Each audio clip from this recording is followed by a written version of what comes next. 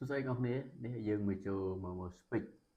នេះយើងអាចចូលទៅនិយាយជាសាធារណៈប្រហែលជាខ្ទង់2ទៅ3នាទីឬក៏4នាទីអូខេចឹង speech នេះចំណងជើង speech គឺ corruption is bad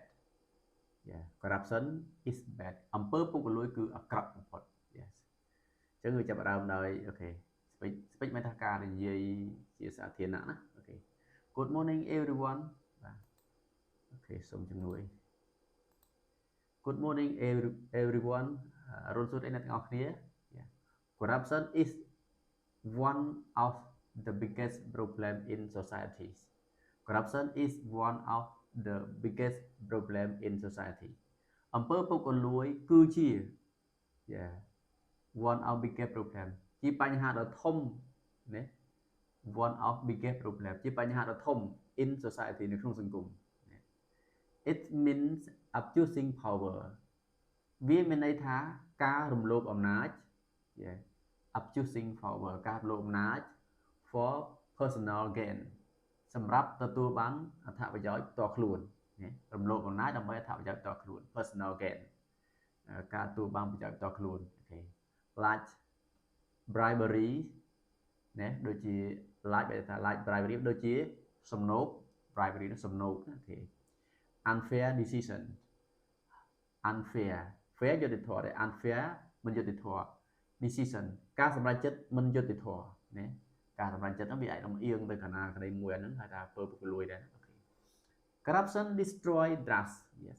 corruption destroy trust អំពើពុករលួយបំផ្លាញទំនុកចិត្ត trust បើទំនុកចិត្ត yeah between leader and citizen រវាងអ្នកដឹកនាំហើយនិងប្រជាពលរដ្ឋណា between leaders and citizen រវាង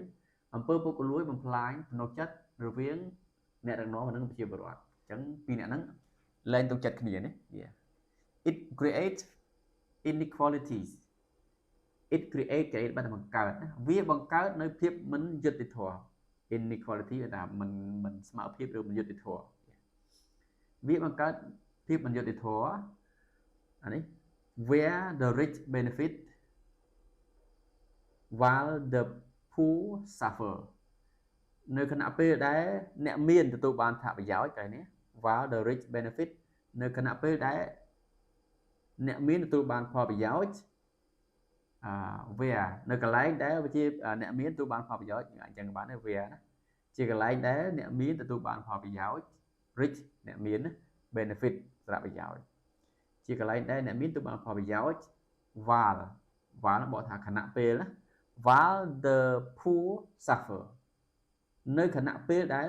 អ្នកក្រគឺទទួលការឈឺចាប់អញ្ចឹងអ្នកមានទទួលបានប្រយោជន៍ហើយអ្នកក្រទទួលការឈឺចាប់អូខេឈឺចាប់យ៉ាងម៉េចយើងមើលទៅមុខទៀតអូខេ it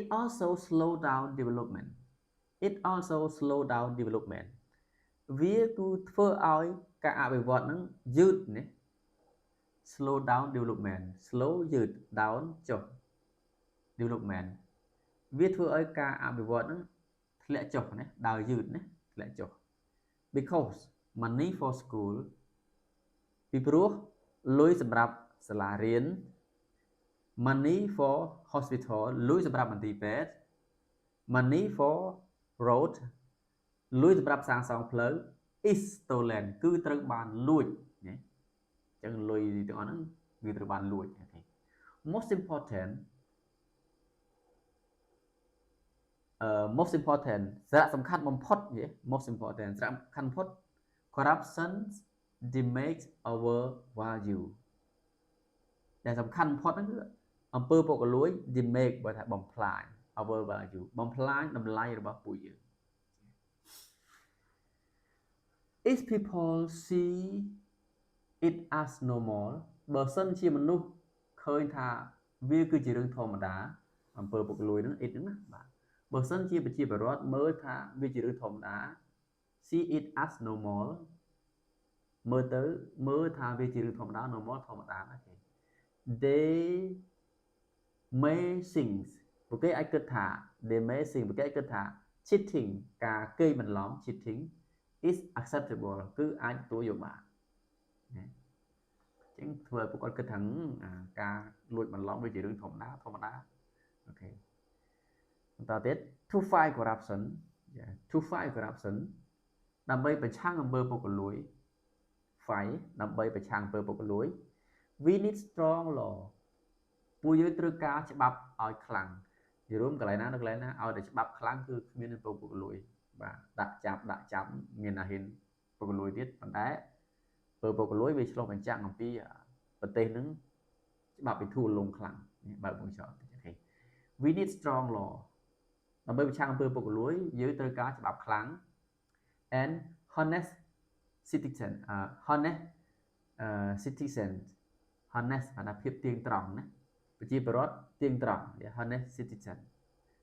citizen sorry honest citizen មកថាប្រជាពលរដ្ឋស្មោះត្រង់ទៀងត្រង់ each of us ពួកយើងនីមួយ each of us can help ណាអាចជួយ by refusing ដោយបដិសេធអាចជួយដោយ by refusing ដោយបដិសេធ to give ដើម្បីទទួលយក or take bribes បដិសេធក្នុងការដែលទទួលយកឲ្យឬក៏ទទួលយកសំណូកណាយើងម្នាក់អាចជួយដោយការបដិសេធមិនទទួលយកឬក៏ឲ្យសំណូកអូខេ and standing for and by standing up for fairness ហើយក្រោកឈរឡើងដើម្បីភាពយុត្តិធម៌អញ្ចឹងមិនថាយើងមិនទទួលយកសំណូកឬក៏មិនឲ្យសំណូកហើយក្រោកឈរឡើងដើម្បីភាពយុត្តិធម៌ in conclusion មានថាសរុបជារួម corruption is bad អំពើពុករលួយគឺអាក្រក់ because ពីព្រោះ it destroy trust វាបំផ្លាញទំនុកចិត្ត destroy trust block progress វាធ្វើឲ្យរាំងស្ទះដំណើរការ block មានថាស្ទះឬក៏បិទ progress ដំណើរការវាធ្វើឲ្យរាំងស្ទះដំណើរការអីផ្សេងៗបាទយកលុយមកធ្វើនេះទៅនោះប៉ុន្តែវាធ្វើស្ទះណាអត់ឲ្យលុយវាអត់ព្រមអត់ឲ្យលុយវាថាខុសចុះណាអូខេ block progress and weaken our value ហើយធ្វើឲ្យweaken our value តម្លៃរបស់ពួកយើងនឹងចុះខ្សោយណា weaken our value weak នេះខ្សោយអូខេតទៅទៀត together we can build a fairer future together we can build a fairer future ទាំងអស់គ្នាយើងអាចរួមគ្នាកសាងអនាគតដ៏ដែលថាយុត្តិធម៌មួយណាយើងចង់ថាយើងរួមគ្នាដើម្បីកសាងអនាគតដ៏ស្មើភាពមួយឬក៏យុត្តិធម៌មួយអូខេ thank you អរគុណនេះជា speech យើងអាចនិយាយរៀននិយាយអញ្ចឹងបើយើងចង់ចេះមួយគាត់អាចយកទៅស្ដាប់ហើយកត់ហើយរៀនថាតាមរៀនអានអូខេយើងនឹងចេះណាសំខាន់ចេះពាក្យបានច្រើន